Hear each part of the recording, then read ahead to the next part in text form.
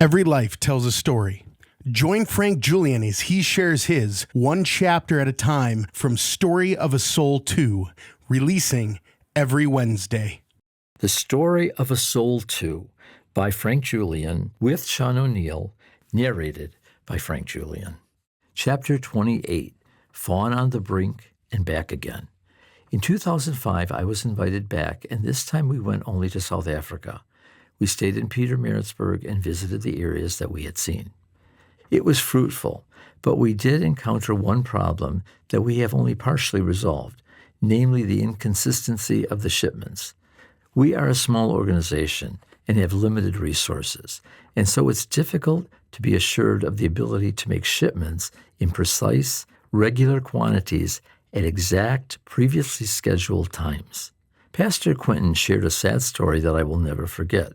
Fawn was supplying Christian, Muslim, and Hindu people in the area.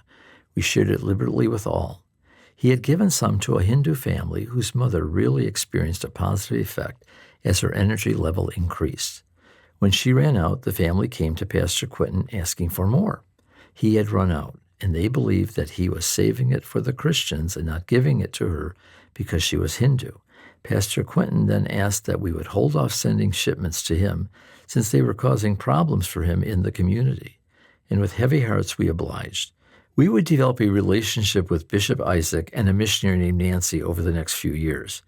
Nancy was located in the northern part of South Africa, and Bishop Isaac was in Johannesburg.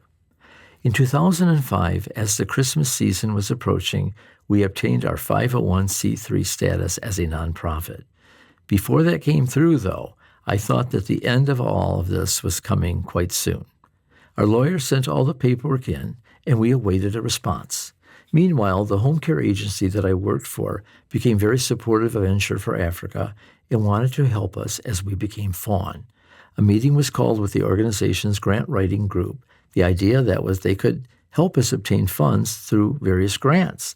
At the meeting, I was humiliated when she read the report from the IRS and noted how incomplete our application for nonprofit status was.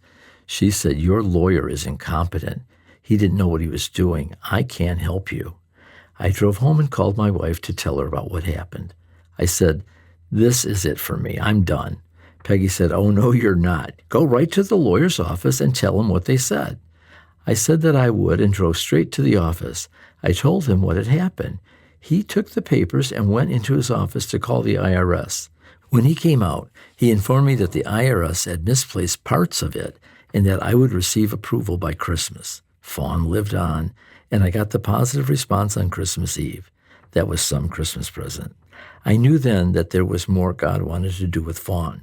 Surely I thought that this was bigger than I am, and as a lone individual, and someone very high up must be watching over it. After recognizing and acknowledging this, I would press on. Thank you for listening. Join Frank Julian every Wednesday for a new chapter of Story of a Soul 2. Make sure you like, share, and subscribe so you don't miss the next chapter.